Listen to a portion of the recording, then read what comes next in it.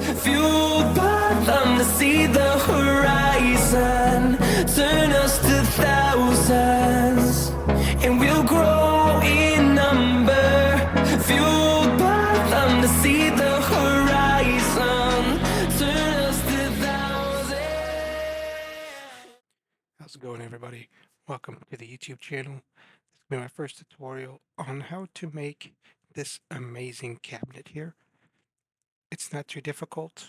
If you know a little bit of Blender, you should be able to follow along pretty easily. With that being said, open up Blender and let's get started. So, first things first, insert the cube. We all love that cube.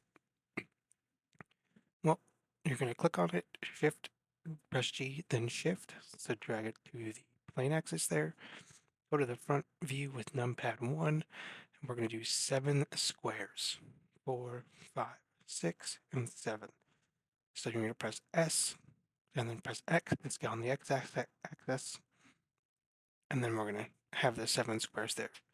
For more accurate, you can go down to the bottom right where it says resize, and just put 0.7, hit enter, and you should be good. Because you can see if I adjust it, it's going to be off, but 0.7 is a lucky number there. And now we have our basic shape, and it's going to turn into something pretty awesome. So let's go ahead and tab into edit mode. We're going to have 2 loop cuts. We're going to scale on the y-axis. I actually forgot to turn on median point here, so go up to the top if it's not already there, median point, and then you can scale on the z-axis, and it separates both of them equally. Numpad 1, and we're going to do about 1 block high, or on each side here. So you can see just having a little bit of difficulties. So I'm just recording this as is so everybody can see that we all make mistakes. We are not 100% perfect. So again, we're going to scale on the z-axis, and I'm still just, I just couldn't, my fingers weren't working on this one. So here you could also see on the top left-hand corner, you can see it's about 2.7. So we can go ahead and just type that in, 2.7 on the z-axis, press enter, and then we have our pretty much our top of the cabinet and the base of the cabinet where it meets the floor. So this is our basic shape.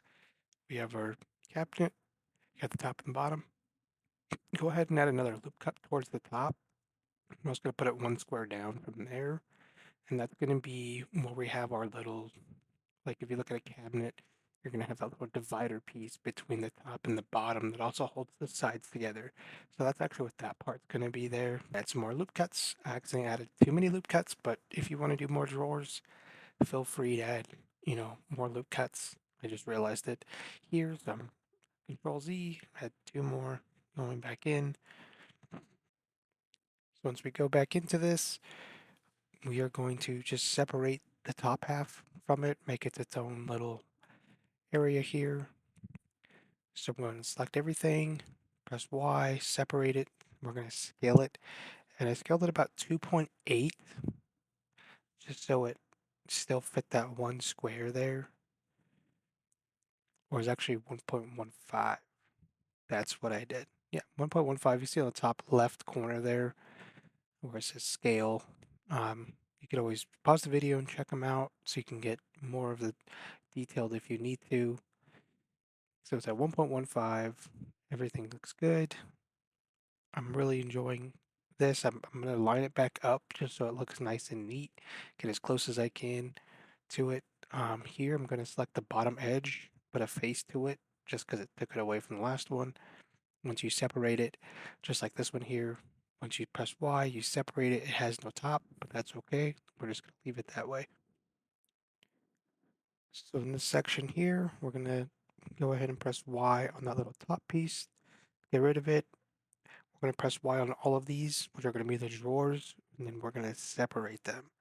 So just P, I'm going to hit separate by selection. Yep, so it's still one mesh. Here we're going to add a solidify modifier and a bevel modifier. Then we're going to apply the scale. So you're going to have this nice little clean cuts there. We're going to do the even thickness. we're going to set this solidify modifier. We're going to set it to 0.043. And that's going to give it some really nice like depth to it. We're going to set the segments for the bevel at 4.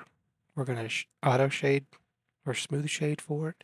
So we're going to see it kind of looks a little blobby here, and that's okay because that's just part of the process. So we're going to actually crank this down so it gets really nice clean edges and bevels at 0.009. We're also going to scale those down a little bit so it fits a little bit better in there. Sorry, pressed the wrong button as I was doing this. Again, we're not perfect. So many buttons in Blender, but gotta love them.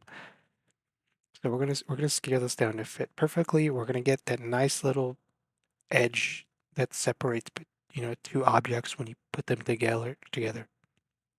So here I'm just getting really close and down to the nitty gritty. See how close I can get it. Again, it doesn't have to be super perfect because people aren't really going to look that far, especially if it's going to be an asset. So here we're just moving the doors, so it has nice, gap distance between the frame of the body, and the doors have their own spaces now. And now you can really see the doors and it coming together. There's also a little gap in between there that I don't like. So I'm going to actually take those two vertices there and drag them down just to try to cover that gap. Because at certain angles, that 45-degree looking down, it just gets right in there. So we're just going to adjust that a little bit. And as you can tell, now we can't see in there as much or at all. So those are the doors. As you can tell on the scene collection, I already have everything named. So I can just drag and drop. So I don't know if you want to take time to pause the video and do that now. Because this is where it's going to start getting a little bit more intricate, and a lot more is going to start happening after this point, because the base of the mesh is now complete. So now we're going to get into everything else. So here I'm clicking on the doors and separating them. So you press P, cancel the parent, let them be their own thing. Here we go. I'm going to start naming them now. So this is going to be the top drawer, and then put it into its collection. And you could tell I did mess up there too. When I was naming things, I was just so in the zone. I have two top drawers, so just make sure you name them right. Just so later on, or if you want to, do this and use it, it's not going to confuse you like I just got confused. As you can tell, everything's all weird up there. So here we're just naming things. The middle drawer, top drawer, bottom drawer.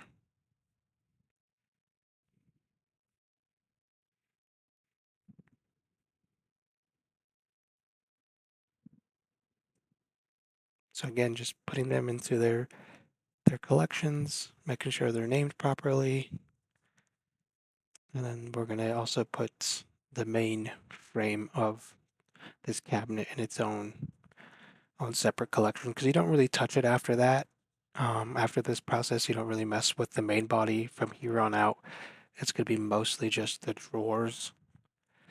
And that's where the whole scene collection comes into play, just so you know what you're working with, what's connected to what, who's who, pretty much. So once we get this going, we're going to go ahead and add a cube. So here we're going to add the inside of the drawer itself. So instead of just being at the outside, we're going to make it look pretty decent here. So this process too is also might be a little confusing to a lot, because they're like, oh, why'd you do it this way and not some other way? This way just seemed to work best for me, as this is like my third time building this pretty quickly. So I'm just doing the drawer real quick. I was going to get as close as I could to the inside walls of the main cabinet area, but I just kind of just guesstimated, made it look nice, just had fun with it, because that's what this is mostly about, just having fun, expanding your knowledge, and just keep improving as much as you can. So if you have any questions, please feel free to ask. I'm always here to help.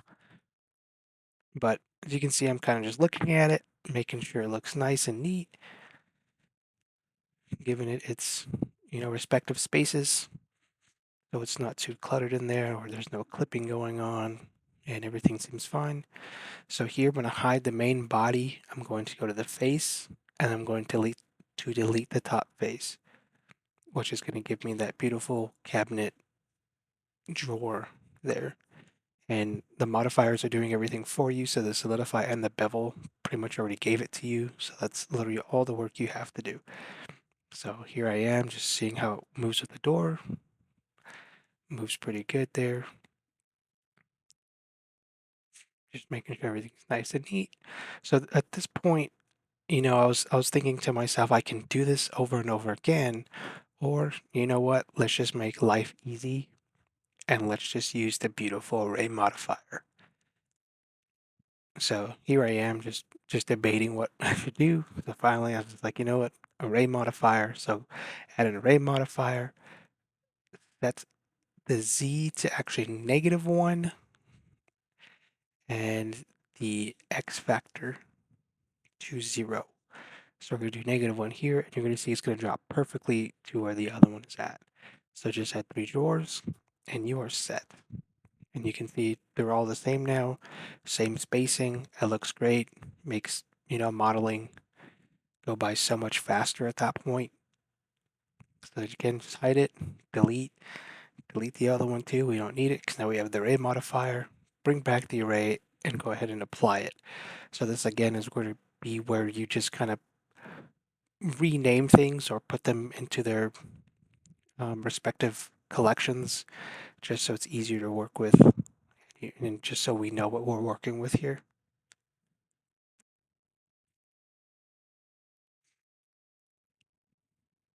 So again, just going through the process, separating the material, pressing P once you get tab mode, separating it so it's its own entity, and then just naming it, dragging, dropping it into its respective collection.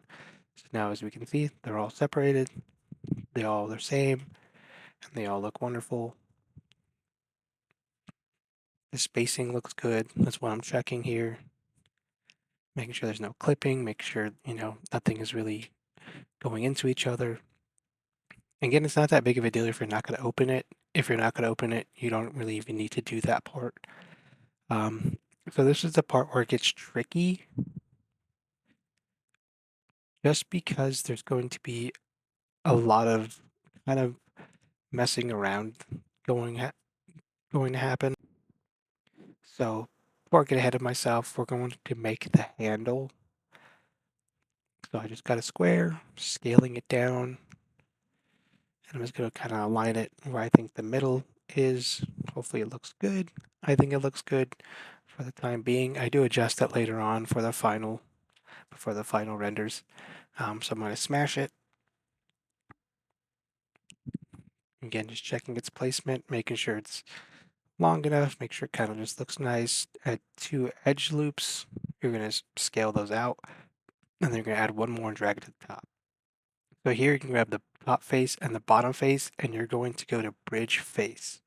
So that bridge face is going to slam those 2 together, so you don't have to delete add faces. So it's just going to make life easier. We're going to adjust the handle size.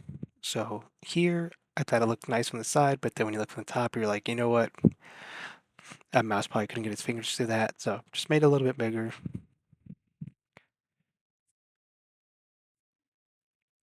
So we're going to head to add an array modifier. Again, just making life easier at this point. So we're going to go Z1. It's going to drop that one down respectively. But this was weird because I forgot to apply the scale. So -10 is where it was set, -10.5.